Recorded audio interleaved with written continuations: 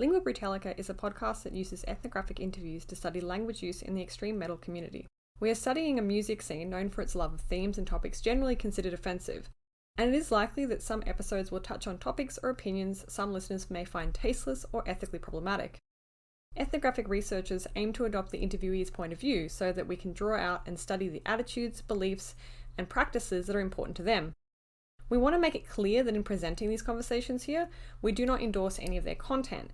Our aim is to explore the thought processes behind language use in this long-running, international, and yet understudied scene.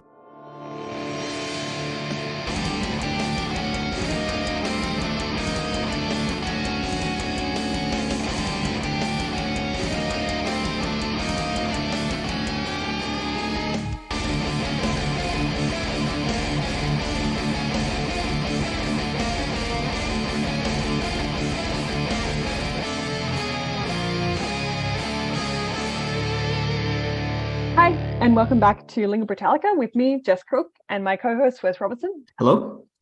Today we've got our first Japanese artist on the podcast. That artist is Mirai Kawashima of the band Sigh. Thank you so much for making the time to talk to us. You're very welcome. So I'm very happy to be invited to this podcast.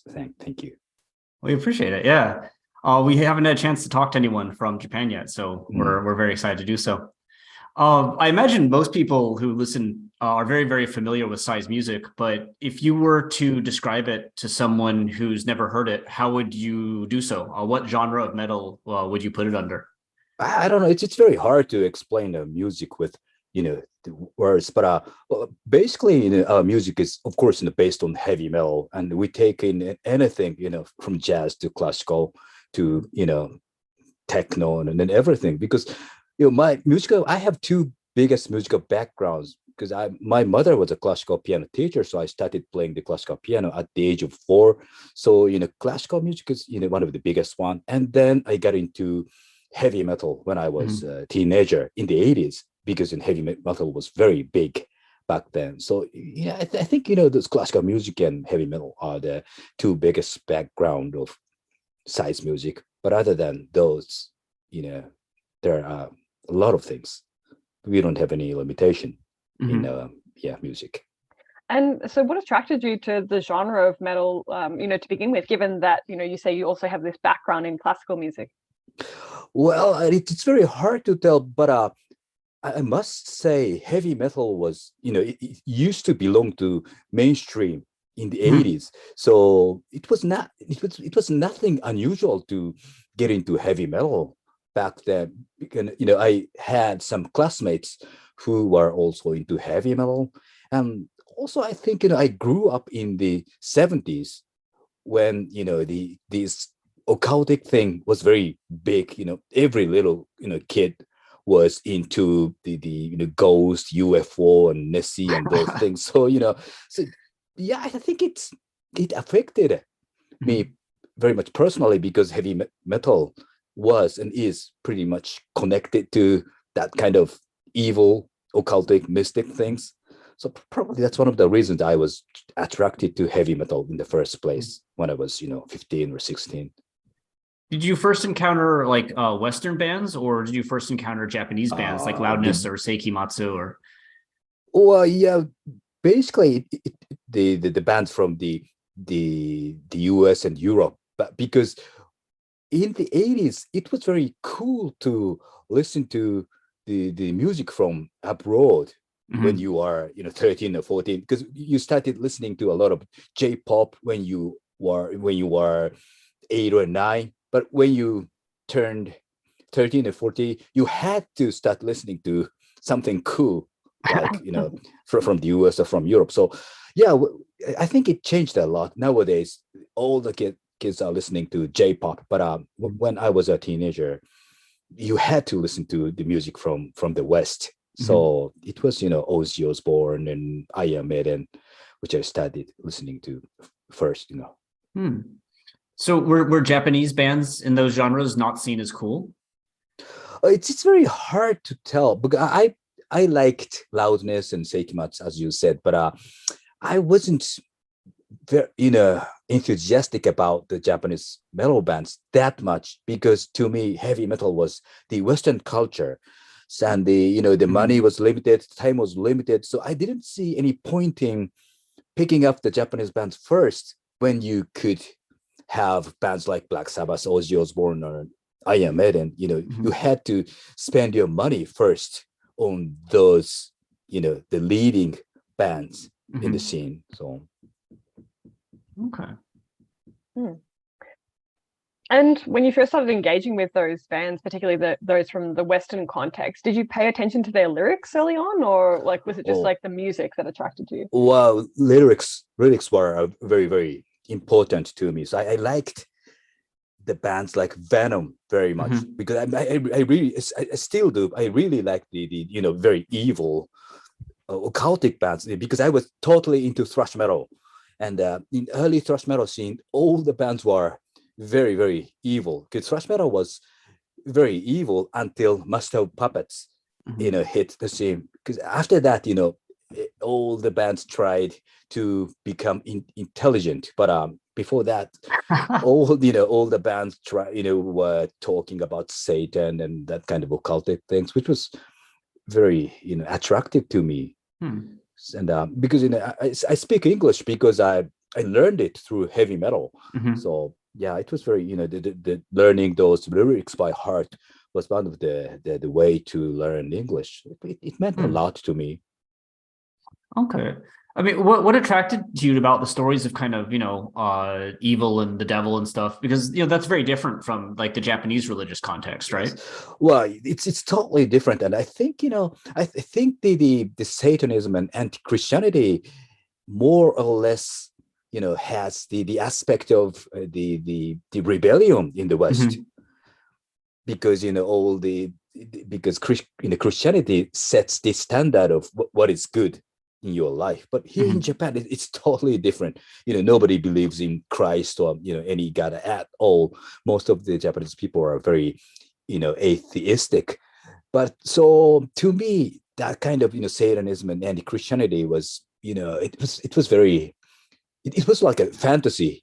Like you are attracted to the same as attracted to the horror movies. As I said, I grew up leading a lot of occultic mangas and watching a lot of horror movies. So that kind of lyrics were the part of that my interest. It has nothing to do with rebellion or anything. Just a fantasy to me. So through this, then, did you get kind of a sense of metal lyrics in English or metal English having a certain style or form? Because obviously, the lyrics, if you're learning English through metal lyrics, it's quite different from the English in like a textbook or even that, people speak day to day on the street, right? Well, maybe it's the text, the English in textbook, especially here in Japan, is totally, kind of crazy. Yeah.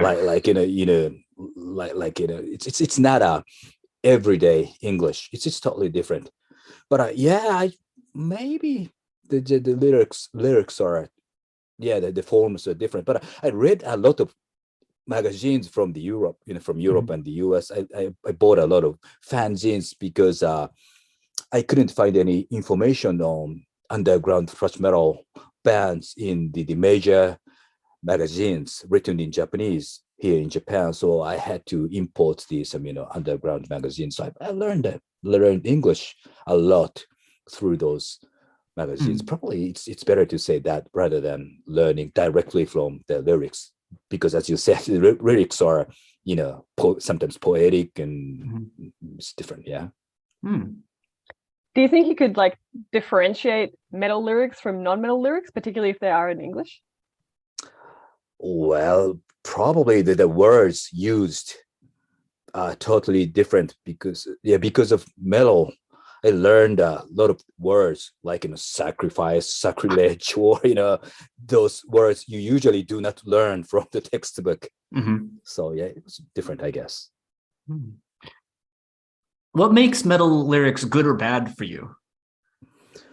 Well, it's very hard. It depends. Some bands have great lyrics, some are not. But it's okay. You don't have to be a good lyricist to be a good metal band. It's the same for the playing skill. You don't have to play great, sometimes, because in the bands like Venom, their playing skill was horrible. But even the bad playing made them a great band. So, it's one of the charm in thrash metal. And the same for the lyrics. Some, the German thrash metal bands like Creator, Destruction, Sodom, they all had a horrible lyrics. Like, the Destruction had the line like "Satan is my teacher." It's one of the worst line you ever made, but it still sounds cool. And Creator had a song like "Ripping Corpse." Nobody can tell what it means. And even Sodom has a EP named "Experts of Sodomy." So there is no word like experts. Probably they meant to be expulsion or something. But they made up a word like "experts of sodomy." But it was one of the charm. It one of the good thing about German thrash metal. The musically they were very primitive, and they also very very primitive lyrically at the same time. Yeah. We're gonna get an angry letter from a fan of German thrash metal. For sure. Yeah, they're great. Well, what makes though, especially that early stuff you grew up listening to, what made lyrics that were good? Like what made a lyric that sounded not silly good, but like, ooh, that's I liked reading that. That was enjoyable. Well, I personally like primitive stuff, both musically and lyrically. As I said, I started learning the classical piano when I was 4. So, I kind of had some backlash to this sophisticated music, like classical music. I was kind of forced to learn the piano. So probably the reason I got into thrash metal and heavy metal was, the backlash to my musical background. So I really, I don't know, I was totally attracted to those aggressive music with no melodies. So it was totally opposite of the classical music I had to learn when I was a kid. So probably that was one of the reasons, I guess. And how about when you first started writing your own lyrics? When did you start with that? Well, yeah, I started this band when I was 19 or 20, but I personally do not think I am a lyricist. I'm a musician, but well, yeah, I don't think my lyrics are particularly good or anything. It's kind of difficult for me to write. It's always difficult for me to write the lyrics. The latest one, we just released the new album this year called Shiki, and this time I wrote everything, the 100% in Japanese. So I'm pretty much proud of the lyrics on that album. But other than those, I'm not sure if I'm a good lyricist or not. It's very hard to judge it very objectively. How about your approach to writing lyrics? Has that changed over time, given that it's been quite a while since you first started, and you're still doing music now?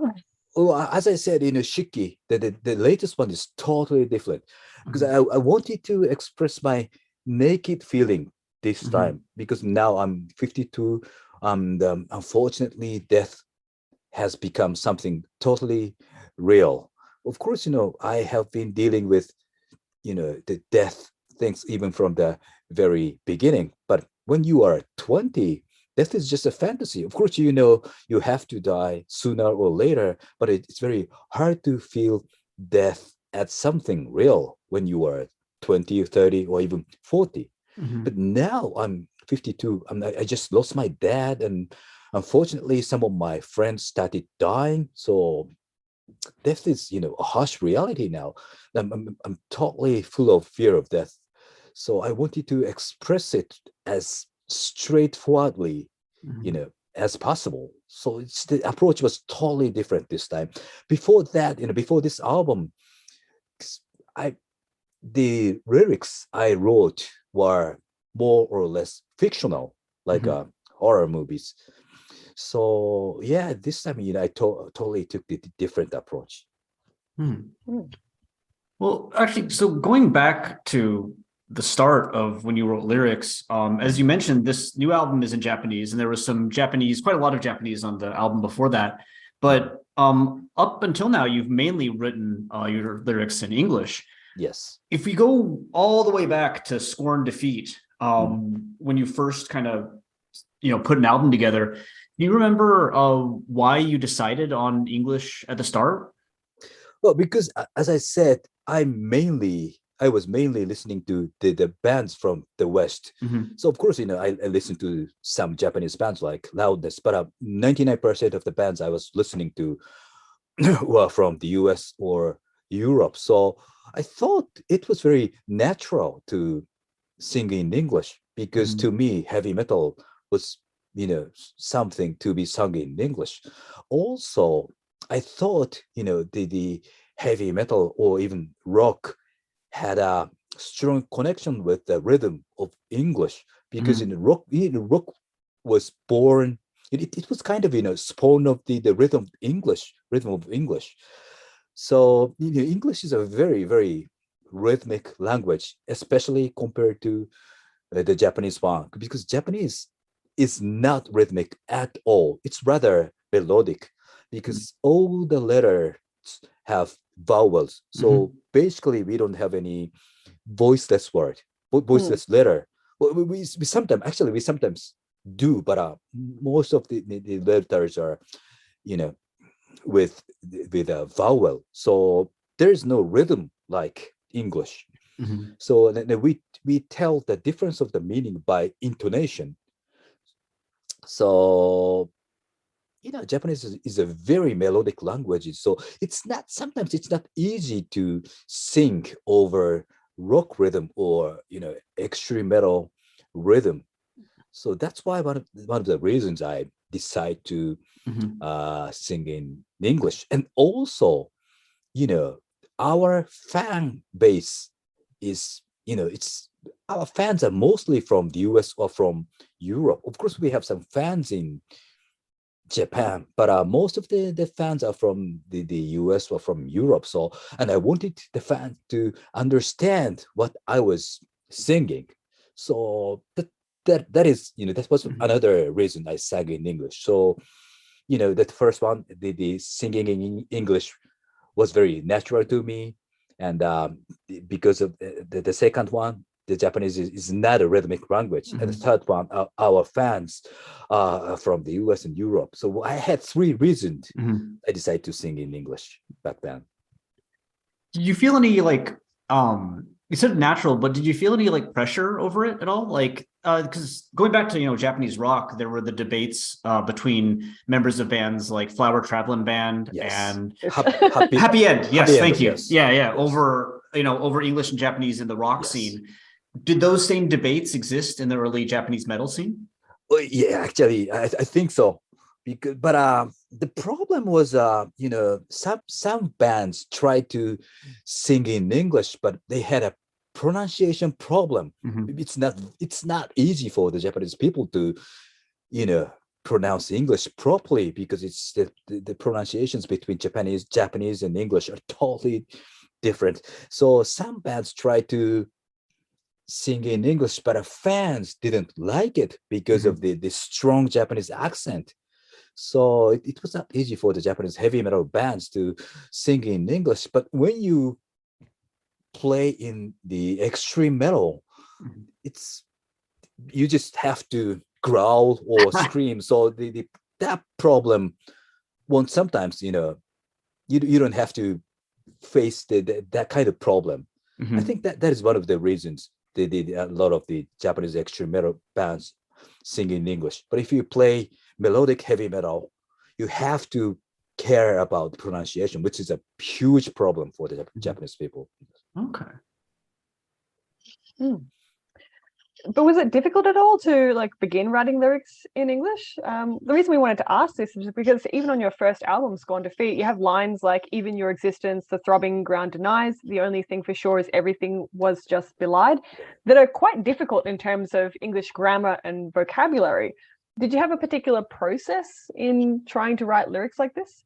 No, it was not difficult for me at all. Actually, it was easier for me to write in English because if you use your mother tongue, it has to be very direct. So it's sometimes it's very difficult to write in Japanese. But this time, as I said, I wanted to tell my naked feelings, so I thought it was easier for me to write in Japanese. So it's a totally different process for me to write in English or write in Japanese. Oh, wow. So you weren't nervous about it at all? Like, I mean, just like when I was emailing you in Japanese, whenever I write a Japanese email, I'm always worried, is it too polite? Is it not polite enough? And I end up like fretting over it, and I worry, oh no, I sounded rude, or oh no, I sounded, and it causes me all these, even after using Japanese for a decade, it like writing a formal email in Japanese scares me. When you were just writing English lyrics, you're just like, it just felt easy, it felt freeing. Well, because as you said, the one of the problem about the Japanese is the level of politeness. There are so many levels of politeness, and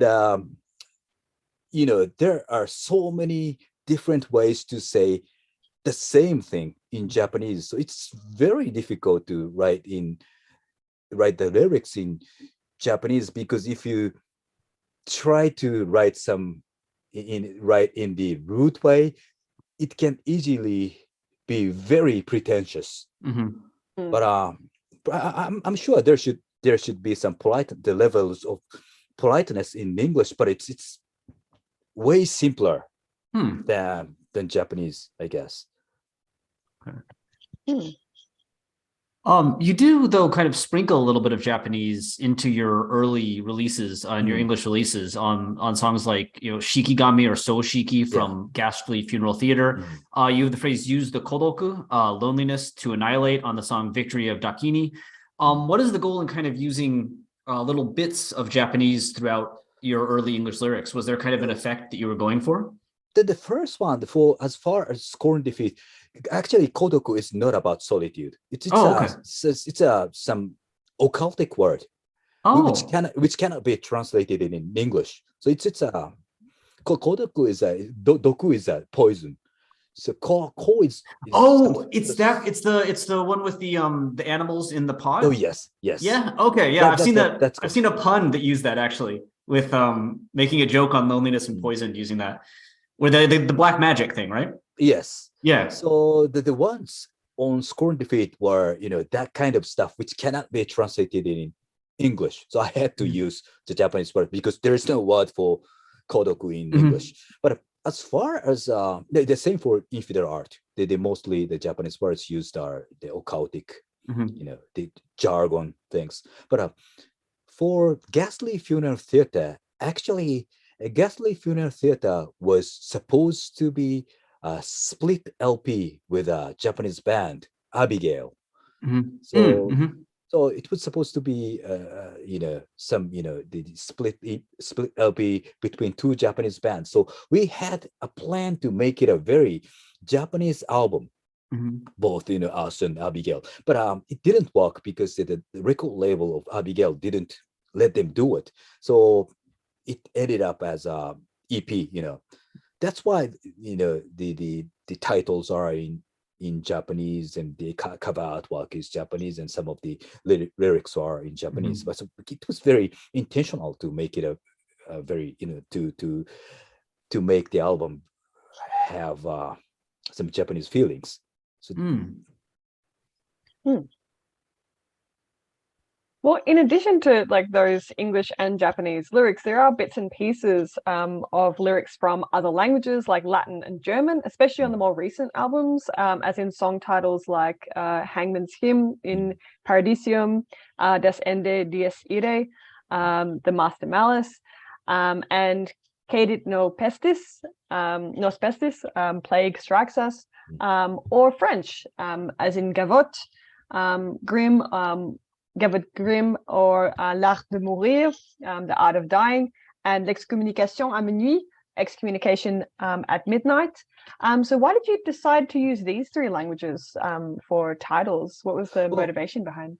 Because for regarding the Hangman's Hymn, the album was based on Requiem, the form of Requiem in the classical music. So the some of the titles are taken from the name of the title of the Requiem, like Introitus and Kyrie. So that's why I used some Latin. I didn't choose to use Latin intentionally. Those were just the title of the Requiem. So that's why, I used some Latin words. I had to use some Latin words for Hangman's Hymn.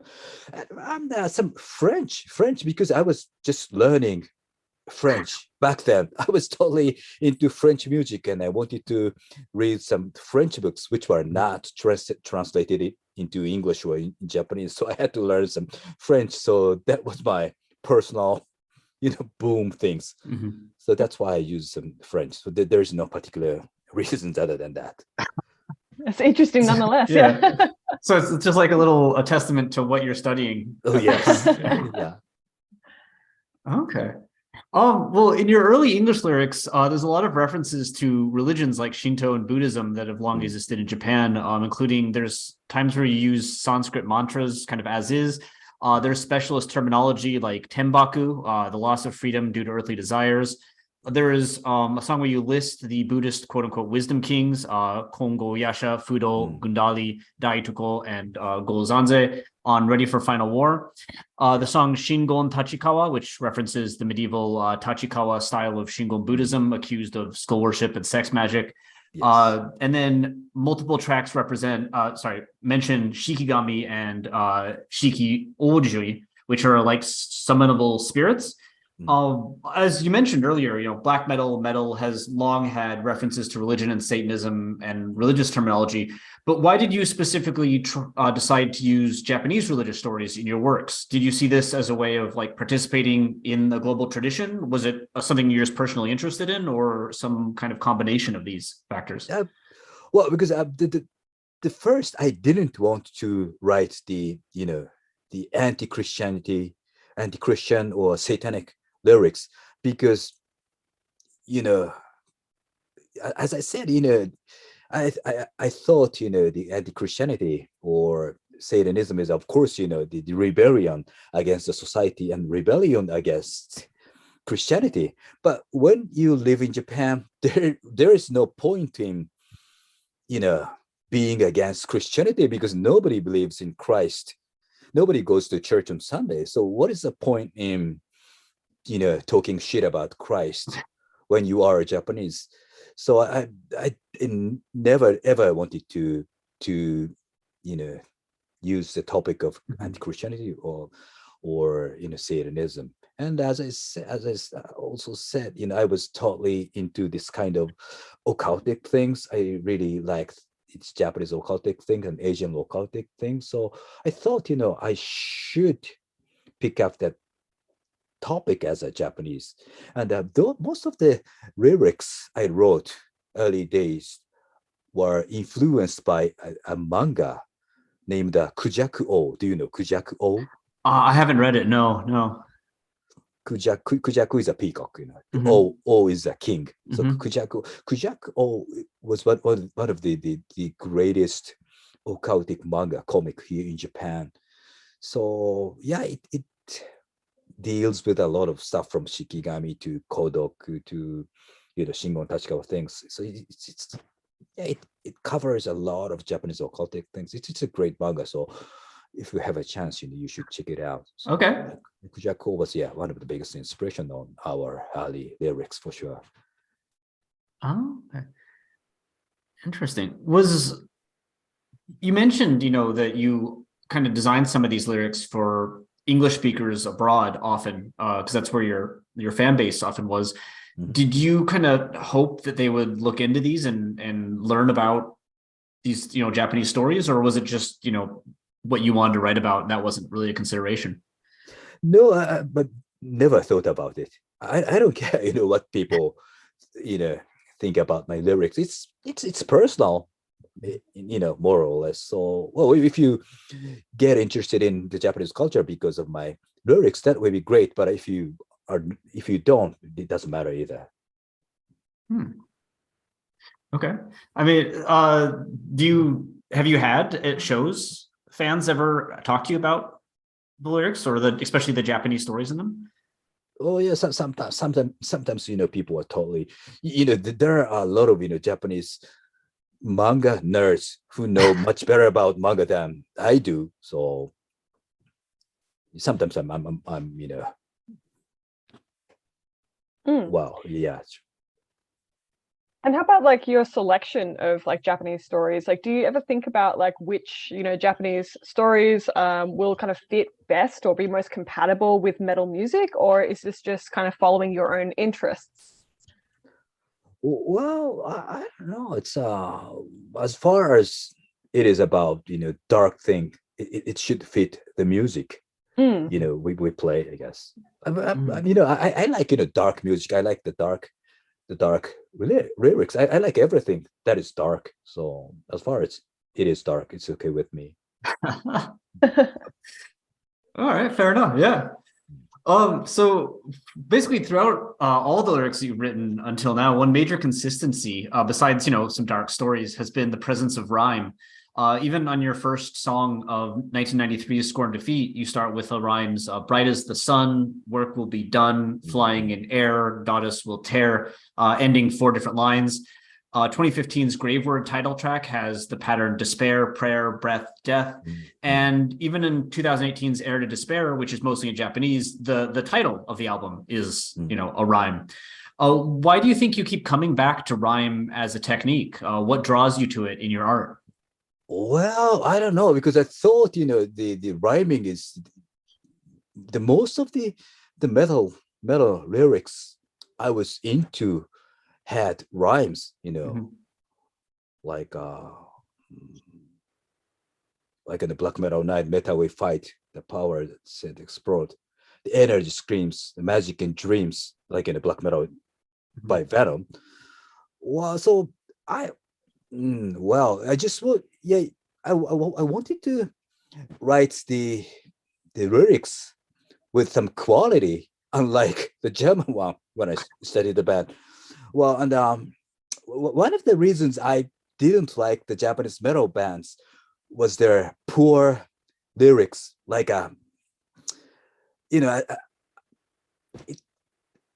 some of them were like written by a 3 or 4-year-old kid, and which I didn't like very much. So when I started Sigh, I wanted to write I wanted the lyrics with some quality, and I thought the rhyming is one of the condition to make it something with the quality. So I try to rhyme as much as possible.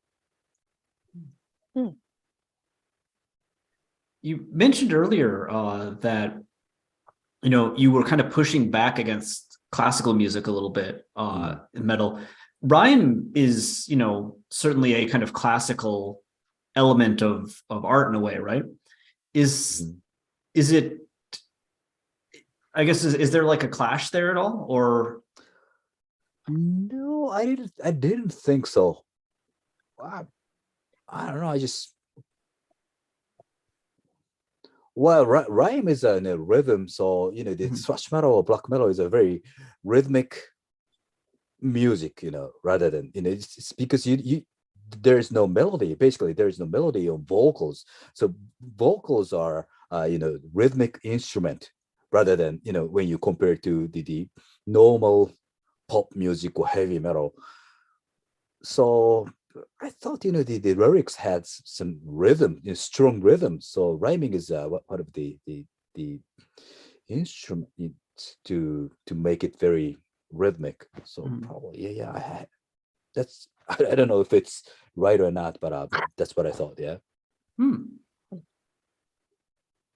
Well, we'll talk more about your Japanese lyrics in a moment. But generally speaking, there didn't seem to be a lot of rhyme in the Japanese lyrics.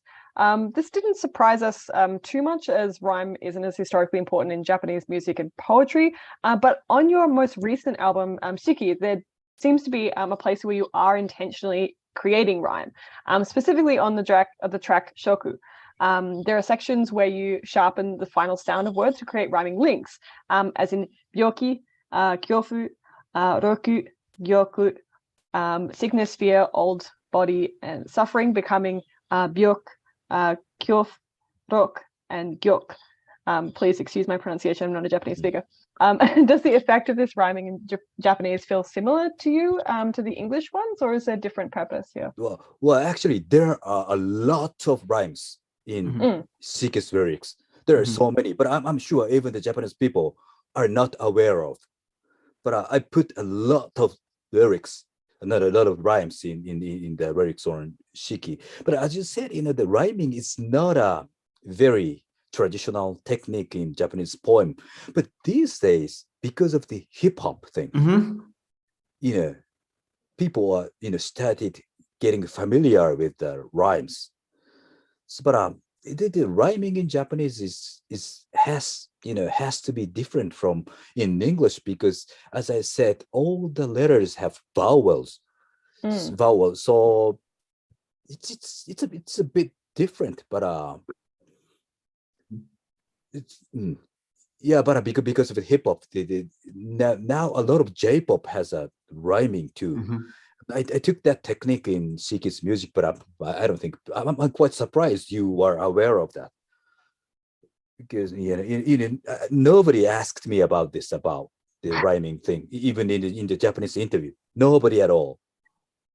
Well, I listened to the song, and to me it was very clear that you were pronouncing them a little differently than expected. Because Roku for old body, I didn't know that word, but kyofu was a word I was very familiar with, but it definitely sounded like kyof, and because of that, you're able to say like byok, kyof, gyok, and this kind of impact there. And outside of hip hop, it did seem surprising. And we've looked at, for research practices, some Japanese metal bands that don't use any rhyme at all. So it was the first time I'd seen it. So I didn't realize it was going all the way through. Would you say that hip hop has influenced how you wrote your Japanese lyrics? Actually, yes, because my son is totally into it. So of course, I don't listen to the Japanese hip hop at all, but my son was into it. So, and I thought it was very interesting to rhyme in Japanese. So I did some analysis on Japanese hip hop and took it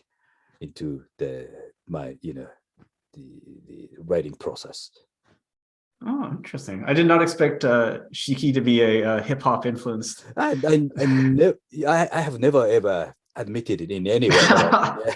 Actually, yes. Wow. Okay. Well, that's really cool. Yeah. Well, one thing that's kind of the opposite of rhyme and being absent from your lyrics so far is that there's no swearing at all in Japanese or English in any of your albums so far. Despite swearing being quite common in metal, especially some of the older stuff. Is there a reason that you've avoided words like shit or kuso in Japanese throughout the lyrics so far? Well, because as I said, if I try to be too rude, it can be very pretentious. It's okay, but probably it's very natural that the native English speaker say shit or that kind of things. But if the Japanese people say shit or it sounds too pretentious or campy, or I don't know what to say, but that's one of the reasons I don't use those 4-letter words in English. But kuso is kuso is of course you say kuso in everyday conversation, but if you put it in the lyrics, this can be and again it's difficult to make it sound cool. This can be It's interesting that comments kind of similar to something that we've heard from English speaking artists who have said that if they write down like a 4-letter swear word in their lyrics, it seems cringy or it's not natural, how we would swear in real life. And so, it's a bit weird to include. Well, going back to patterns in your lyrics, we did also notice that you used a lot of numbers in your lyrics early on, especially 5. So your first album references 5 lords and May 5th. Infidel Art mentions 3 ordeals. Ghastly Funeral Theatre mentions 5 lords and 5 elements, 9 stars, 9 letters, and 9 words. Hail Horror Hail has songs called 42, 49, and 12 Souls, and again mentions 5 evil lords and impaling a doll 5 times while counting 7 nights. And scenario 4 mentions a 4th desert being 6 feet under. So what's the intent in using all of these numbers? Well, I think it's not a Japanese thing or anything. It's the same everywhere, like 7 gates of hell or 9 circle. I think I don't know why, but because in Kabbalah, the number has some very important meaning. So I think the occultic thing likes the number because Okay. yeah, I guess that's the same thing. And those 5 lords on May 5th, it was taken from the Kujakuo again. So yeah, because probably these ancient people like to find some meaning in those numbers, and it's the same thing, I guess. But 40 to 49, it's totally different. 40 to 49 is it's just some word play or something. 42 is in Japanese, the number 42 and 49, I hate it because 4 is pronounced as she, so it's the same as death. And 42 is she ni, so it's again, it's about death.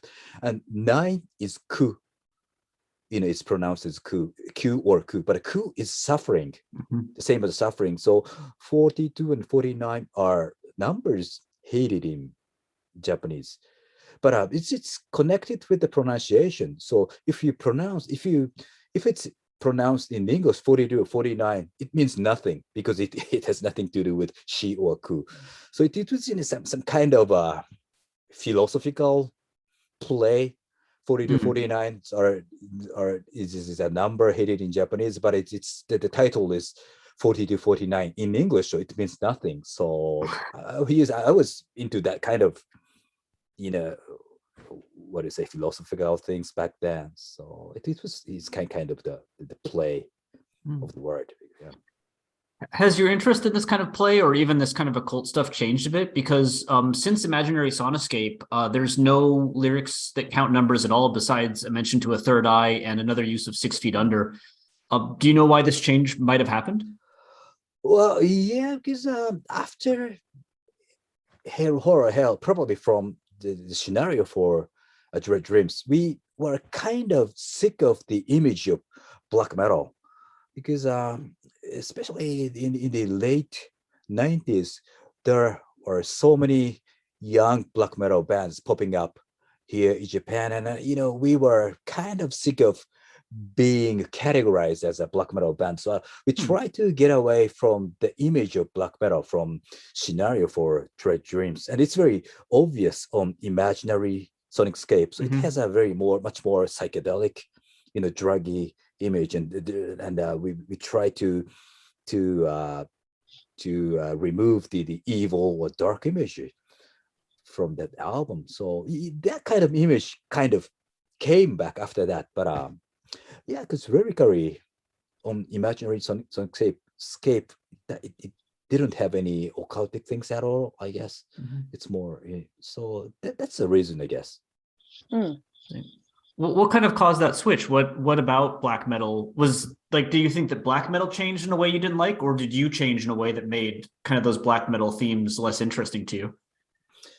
Well, it may sound strange, but I've never been a huge fan of black metal because my root is in the 80s thrash metal, like the thrash metal before Master of Puppets, the evil thrash metal. So I've never been a huge fan of black metal in the first place, but because in late 90s here in Japan, the scene was totally flooded with young, unoriginal black metal bands who were wearing the corpse paint as everybody, everyone else did, and they try to breathe fire on stage like we did, and so we wanted to stay away from them. So we try to appeal we were not a black metal band back then. So yeah, that was kind of that kind of things. Yeah. Oh, okay. So, I mean, you've been described in media as black metal quite a lot, and going back, you were on Death Like Silence way back in the day. Is that something so that's never a label that you've like enjoyed? Well, actually, I don't care. So even if today, if I am asked, I say we are a black metal band because there's no other term to describe our music. We are not a thrash metal band. We are not a death metal band. We are not a doom metal band. Then what are we? Because black metal is a black metal has everything from the bands like Blasphemy or Beherit to sometimes it includes the bands like Alcest. The music it includes, embraces, it's very varied and wide. So, and as I said, our music is heavily rooted in the thrash metal from the 80s, and I think black metal from the early 90s was more or less the resurrection of thrash metal from the 80s against grindcore or death metal, which was trendy back then. So in that sense, probably categorizing us as a black metal is not perfectly right, but it's not wrong either. So if you are asked, probably saying we are a black metal is at least the better answer than anything else, I guess. Cool. Well, before we get into your Japanese lyrics, we noted a repeated theme of death, with words like die or death appearing 4 times in Ghastly Funeral Theatre, and about 60 times across your album and Hangman's Hymn, including lines like die all the believers die, die all the deceivers die, die, die, die, the end comes so quick, die, die, die, this ain't magic or a trick. So songs about death are obviously quite common in metal, but why do you personally keep returning to this theme? It's very hard to tell, but wow, probably because of Creeping Death. That has a huge impact. Creeping Death by Metallica. Yeah, because it's die my hand. The audience has a call, die, die, die. That's that's one of the my image of heavy metal lyrics. And and then as I said, I have been attracted to death somehow, but not only me, probably all the people are attracted to death. Uh, well, if they're not aware of it, because if you if you watch the TV news, it's full of death. People died or somebody was killed, and so everybody has to die sooner or later. So you have to.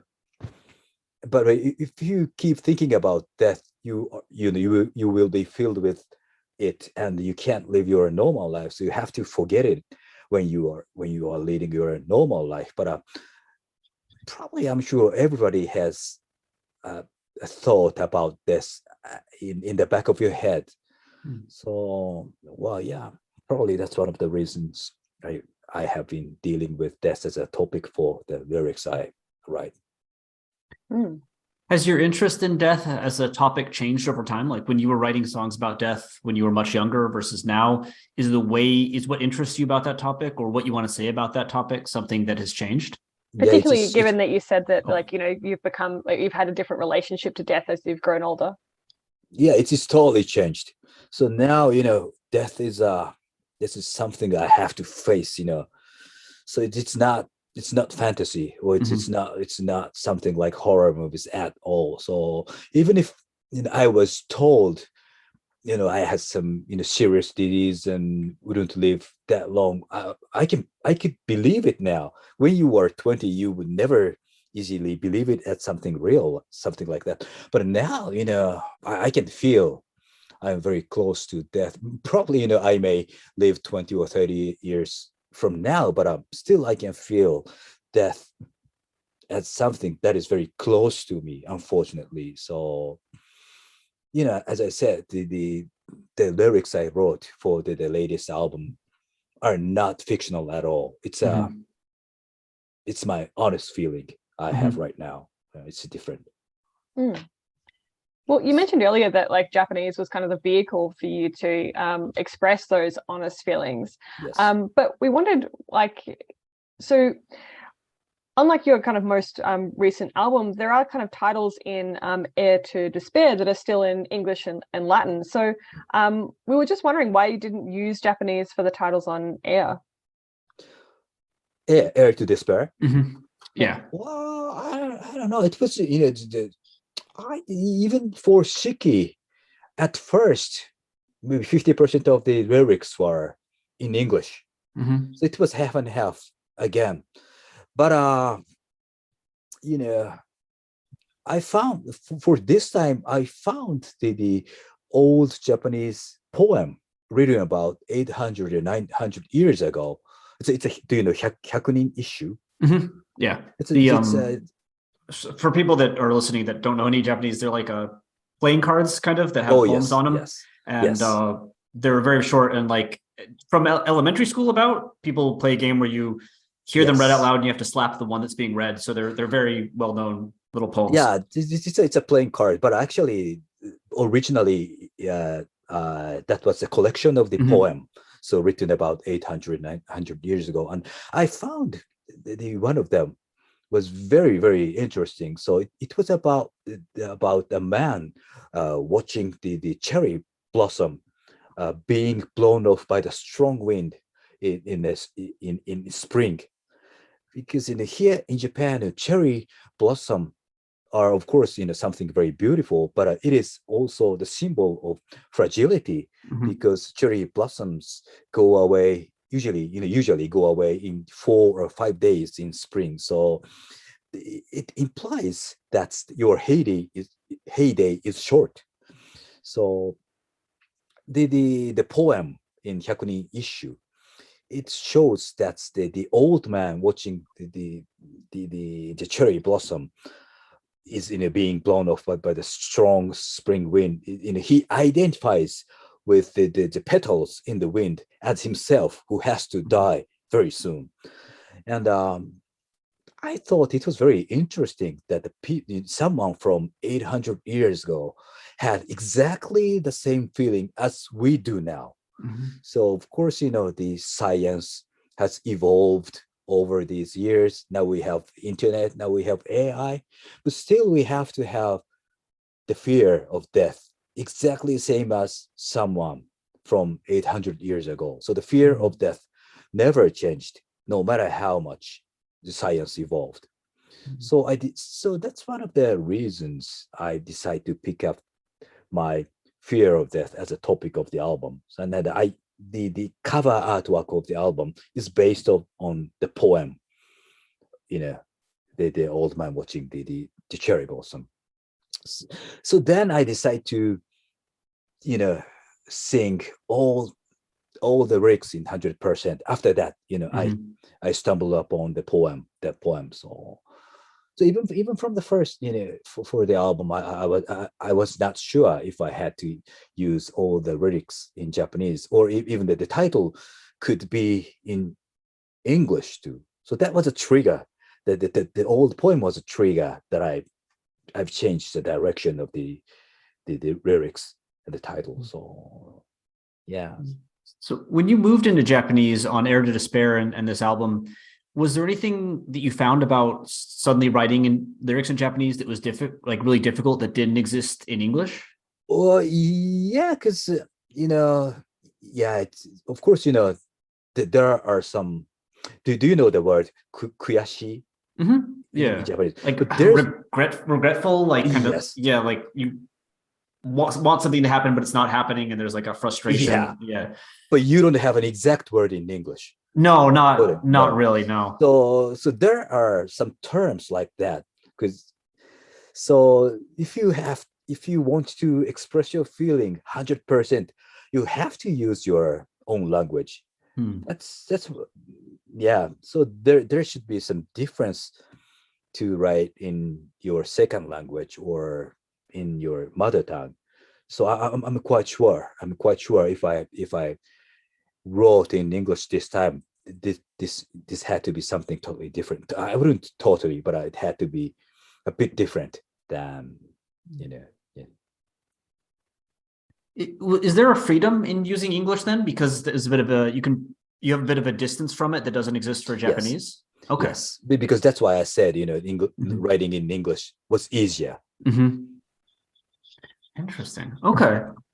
Well, one thing we noted in the Japanese that you've written is that for people listening that aren't familiar with Japanese, Japanese vocabulary are divided between Wago, which are Japanese native words, Kongo, which are words from Chinese, and Gairaigo, which are words from other languages, including English. And on both Shiki and Hair to Despair, you have a tendency to use a lot more Wago than other word types.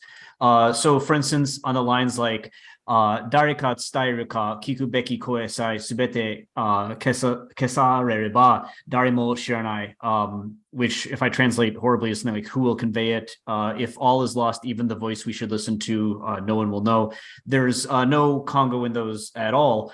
And in lines like いるはずもない神に手を合わせ祈りたくなる気持ちもわかるが避けられぬ運命に目を回せ救われるなら命もかかるか only the word unmei in that. Clasp your hands to a God that shouldn't be. I understand the desire to pray, but turn your eyes to the unavoidable fate. If we are saved, will it cost our lives? Just the word fate there is Congo. And there's also times where even you write what looks like Congo, but it's actually a Wago, such as on Shikabane, you have the word, what looks like an or eternity written down in the lyrics. But when you sing, if you listen to what you're saying, the word that you say is towa, which is similar meaning, but Wago. And likewise, the song Fuyu ga Kuru doesn't have a single Congo word on it. Is this tendency something that you have noticed while you're writing? Like, does this surprise you at all? And do you know why you might trend towards Wago over Congo? I don't know. I never thought about it. I never noticed.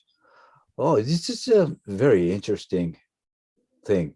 But I don't know if but probably I have to compare it to how it is when I speak in daily life. I don't know. It's just very interesting thing. But the reason I used the word shikabane, of course, shikabane is not a word you usually use in your daily life because shikabane rhymes with shiawase, and it rhymes a lot with in the line shikabane. It doesn't come in I forgot. Shikabane rhymes with 3 or 4 words in those lines. That's one of the reasons I used that word. 幸せ、光らせ、屍、屍せ、幸せ、くぼんだ目を光らせ. Yeah, so that's the reason I used the word shikabane. But well, yeah, I never thought about it. Wow, sorry, I can't give any better answer. I was wondering, you mentioned that poem that you encountered, and I was reading an interview where you mentioned that poem as well. And I just was, and especially you said that poem inspired Fuyugakuru especially. And some of those old, haiku poems that Hyakunin Ishu are based on did have a tendency towards Wago. Is there any secret influence from that by chance? Well, I don't think so, because basically, the Hyakunin issue was written in 800, 900 years ago. So if you read it, you can't tell what it is about. Sure. So I don't think so. Oh, I just remembered. Yeah, I tried to avoid gairaigo intentionally when I wrote. Yeah, I might have used just one word. Yeah, I don't remember, but yeah, because that was the intention. I tried not to use gairaigo when I wrote the lyrics for Shiki. But other than that, I never thought about. Probably, I don't think Japanese people think about if it's wago or kango when you speak or write. It's very natural thing. And probably where you even when you speak in daily life, probably most of the words are wago, I guess. But there is like, if you go into the business world, for instance, if you're writing really, really formal things, you might see more and more Congo appear, right? Yes. And then certain forms of poetry have kind of more Wago in them. Is there like, if you added more to your lyrics, do you think they might sound like, I don't know, Yeah, more I had a formal? yes. That Yeah. I think that's true because the lyrics for Shiki, it is my honest feeling. So I wanted to make it closer to your speaking words rather Mm-hmm. than something written in the book or so probably that's the reason the most of the words used are wago. I guess Mm-hmm. it's a very interesting thing. Yeah. And we actually, you mentioned Gairaigo. We did actually, that was our next question. Because there's you use one Gairaigo Yeah. on both when you're singing in Japanese on Shiki and Air to Despair. There's only one, and it's Goru. We're wondering why did you decide to avoid Gairaigo, and on the other hand, why did Goru get to slip in? So goruki Well, is goal and garaigu is loanword, just for Yeah. anybody who's not Japanese. yeah, it's true. Yeah, yes, because I don't know. It's if you use gailaigo, it doesn't sound. It sounds too colloquial, I guess. What do you say? No, Colloquial? that's correct. Yeah. Yeah, yeah. I don't know. It's very, and I wanted to make it a very Japanese album. Everything from the artwork to music to lyrics. So just one of the reasons I wanted to avoid gairaigo. But yeah, as you said, goal. I thought a lot about it, but there's no goal is goal. So there is no Japanese word which is exactly same as the Japanese word for goal. Goal is it's like as you said it has to be like totatsuden What about or like mokuhyo, mokuteki? Would that be a bit too different? well it has a lot of things. So, sometimes it's mokuhyo, Mm-hmm. but well in this case the goal is about death. Mm. So it's just that the goal the you end up the goal of life is to die is death Mm-hmm. because everybody has to die in the end. So goal is about it's not of course it's not mokyo because nobody Mm-hmm. wants to die. So Mm-hmm. so the Japanese word for goal in this case has to be like saishu mokutekichi or totatsu. So Mm-hmm. there's no perfect word for that, and it fits the rhythm. So I had to leave it goal. Mm-hmm. So there was no other way than that. Interesting. You mentioned colloquial, but didn't you said earlier that you wanted to write kind of how you speak, right? Is there is Yeah, it it's the matter of the balance. I didn't Mhm. want to make it as too colloquial, but it's like a monologue. Mhm. This is kind it's about death, so it has to be kind of scary, so it had to have some dignity in it, but I didn't want it to make it too formal, so Mhm. it had to be something in between. Mhm.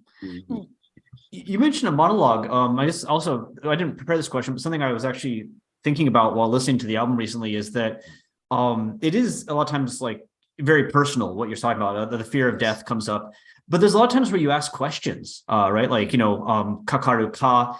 There's a lot of desho kind of things where you're. It sounds like you're asking the audience, Yes. you're asking the listener. Is it a monologue? Like, are you asking, or is it kind of more like a rhetorical question when you do this? Like, is it just something that you're sort of asking into the world, hoping there's some kind of answer, or is it something you actually kind of want someone when you're singing, like an imaginary person you're singing to give you a reply? No, this is basically a question to myself. Mm-hmm. Okay, all right. So there is one contrast to the Wago heavy writing that we talked about, and that is the occasional use of yoji jukugo, or sayings written using 4 characters. These are chengyu in Chinese. This doesn't happen on Air to Despair, but on Shiki, you have the song title Shoji, Wes, you want to? Shouja Shouja. Hitsumetsu. Hitsumetsu. Yes. Yeah. Which includes the lot of Should I hop in or? Yeah, go on. Okay, so Shouja Hitsumetsu, or All That Lives Must Die, and that song has Yojijuku go like Shoumetsu Senru, or All That Lives Dies and Then Is Reborn Eternally. And it seems like you kind of create a Yojijuku in the song by saying Zen Aku Shingi, or good and evil, truth and lies. And then the song Shoku includes Gon Joku, or the suffering caused by the 5 Buddhist elements that make up a person. What effect does using these Yojijuku have in your lyrics? Why do you kind of go back to them as an element? Well, those Yojijuku are not very well known, but some of them are. But those are basically some jargon from the Buddhism things. So the Shouja Hitsumetsu, all the living things must die. It's a basic concept of the Buddhism. So this is a very Buddhist. It's a Buddhism songs. That's why I use some Buddhist. They are Yojijuku, but they are a Buddhism word. The definition of Yojijuku is very, very vague and difficult. Well, if it's probably even the Japanese people don't understand. I don't understand either. If you have 4 kanji, can it be Yojijuku or not? There's fine line between Yojijuku and just a 4 serial kanji things. But those are not typical Yojijuku which you use in your daily life, like Jigo Jitoku or that kind of things. But those Yojijuku, I'm sure most of the Japanese people have never heard of it. Those are the jargons used in some very, very Buddhism things. So it's a bit unusual words. Does that contrast with the colloquial kind of feel you're going for, like the more how you speak? You mentioned earlier that you kind of wanted to write how you speak, and then you have these words that Japanese people don't know. What happens with that clash there, or is that clash intended? Yeah, it's a kind of contrast, like in a Shouja Hitsumetsu. It's a very, very it's a jargon. But after that, Ore wa sore demo shiritaku nai. It's a very colloquial way to say that. So it's contrast. The Yojijuku, and then comes a very, very daily life things. Yeah.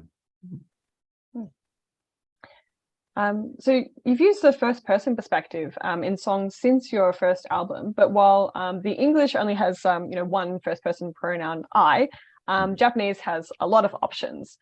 So throughout your Japanese lyrics, though, you're using almost exclusively ore.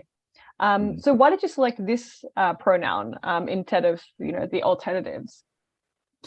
Well, because that's one of the most difficult point in Japanese to write the lyrics. So we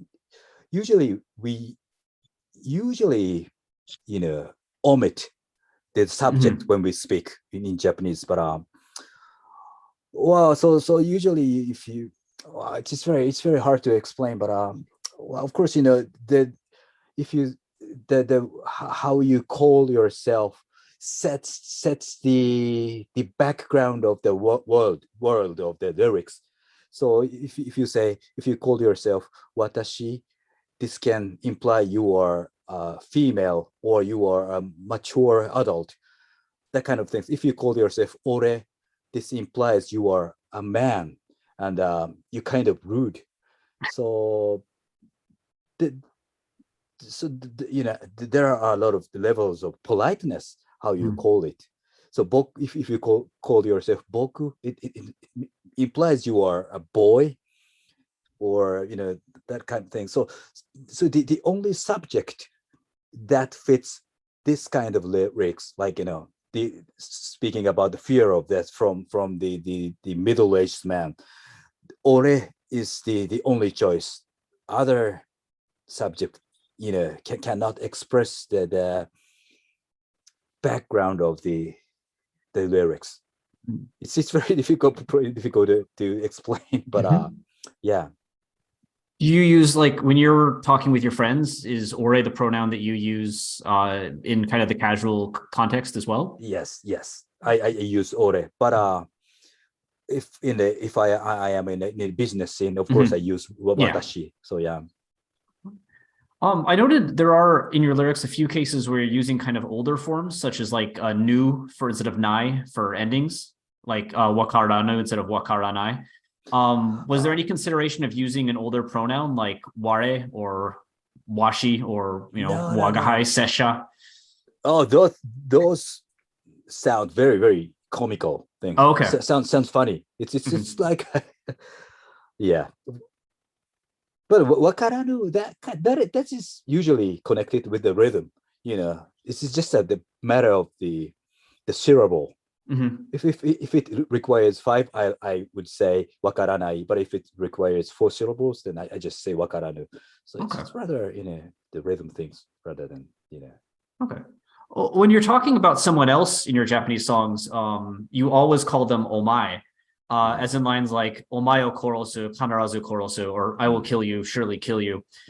Generally speaking, this word "omae" is seen as a version of "you," which has a little bit of implications of like contempt or disrespect compared to other terms. Like you wouldn't say in a business setting, probably you wouldn't call like a colleague or someone you're interacting with "omae" probably.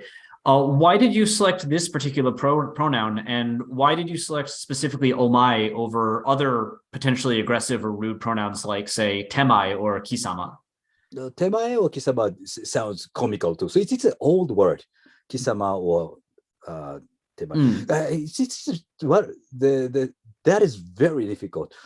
Actually, there is no way to call someone in the polite scene in Japanese. Omae is rude. Anata is not rude, but it's not polite enough.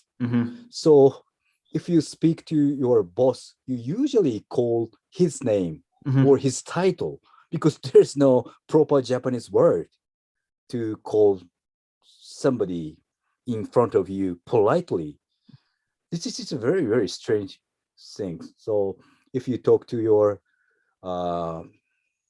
like kacho, you do your boss kacho or bucho, we call him kacho or bucho. Bucho wa nani nani desu ka? Kacho wa you don't say anata wa nani nani desu ka because it can be somewhat rude in some way or another.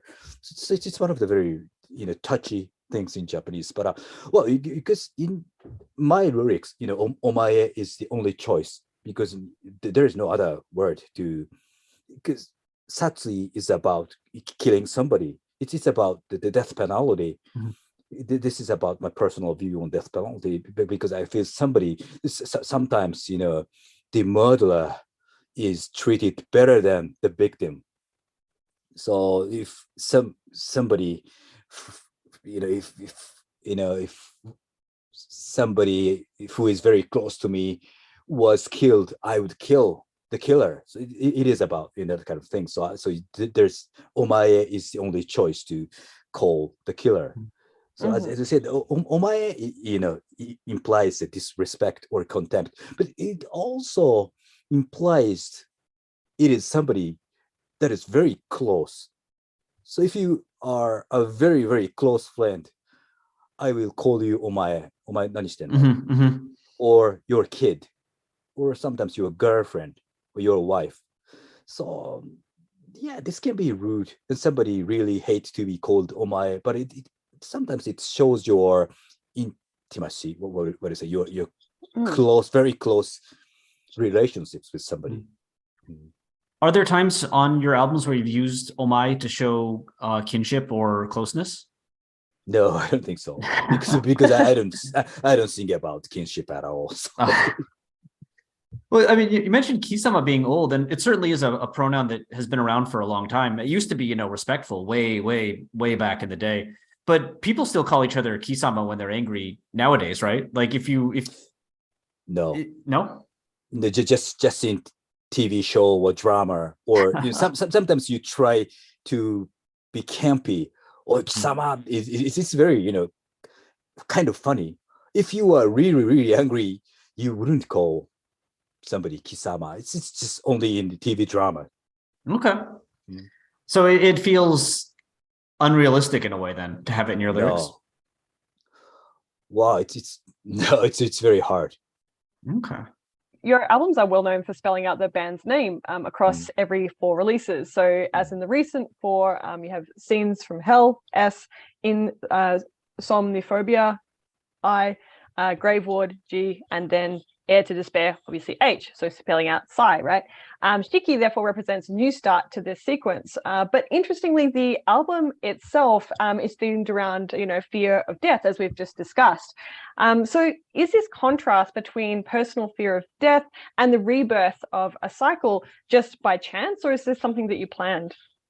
No, I didn't plan anything. It's just because some people find some cycles of the title, the first cycle, second cycle, third cycle, and the cycle people may think the cycle has some meaning, but to me, it doesn't have any meaning at all. So it's just a 12th album, and it's just start with S, but it's not a start of the new cycle or anything. I'm not. Yeah, I'm not sure. This can be the last album to me. I'm not planning to make 3 another album because this is just the start of the new cycle or anything. So it has nothing to do with the cycle thing. Oh, interesting. So the cycle has no larger meaning? Not at all. I love that. Did you plan it at all? Like when you first made, Score and Defeat, were you like, okay, the next album's going to be I, or did that just happen? Actually, no, Score and Defeat was innocent. But when I thought about the title for the second album, I just came up of this idea. So the first one was innocent. If there are, it was intentional. But they didn't have a meaning, it was just fun? Yeah, it's just fun for myself. I didn't tell anybody, even to the band members. So probably up to Hair or Hell, I was the only one to know about it. Yeah. Wow. I was like, oh man, this is like, oh, it's interesting because it's about death, but it's a whole cycle. I was reading into it, like, and then no, not at all. No. Okay. Interesting. There's been I was reading like when this new album came out on like Twitter, a bunch of people were talking about like how the albums all have like are themed around like these sets of 4 in the cycle, and how they represent stylistic groups, and that's all nonsense. No. Totally nonsense. Okay. All right. Well, that's a great point to wrap up on. Yeah. Yeah, just to I guess kind of wrap this all up then. If you look at your career has been quite long. You've been writing in English and Japanese and about a lot of things. If you were to kind of look at it all together, what do you feel is the role of lyrics in Sigh, like as part of your art? And more broadly, what do you think is the role of lyrics and language in metal as a genre? I don't know. This is very difficult question for me because, as I said, I don't see myself as a lyricist because I learned a lot about music. I studied musical theories, and I was taking a piano lessons from at the age of 4. So I'm quite sure about my knowledge about music, but lyrics or poems, I never studied or anything. I just wrote how I felt, or I just got inspired by something I read or something I watched. So I don't know. It's very hard to tell. To me, always music was important rather than the lyrics. But as I said, as far as the latest one, I'm pretty much proud of the lyrics because, look, now, as I said, I'm 52. And I always wonder what was the meaning in making an extreme music when you are over 50, because rock music or thrash metal was born as a music for the young people. So, I was a teenager when I got into thrash metal. I was 20 or something like that when I started Sigh. So, and after 30 years, I was not sure what I should sing about. And what was the point in making an extreme album at the age of 50? But then I came up with the idea that, when you are 50, you know more about death. So probably being older, being elder, is an advantage to make an extreme album. So that's what I thought when I made Shiki. So the lyrics for Shiki is it's not fictional at all. That is exactly how I feel these days. So yeah, Shiki means a lot of things, like a time to die, or the fourth season, and it also means a personal note too. So yeah, it is 100%. It is 100% personal note. It's a personal album, but well, it describes my life at the age of 50. So I'm proud of it. Anyway, was it, the songs about kind of the album has a lot of things about kind of fear, the fear of death, words like kawaii and kyofu, scary, and fear come up a lot.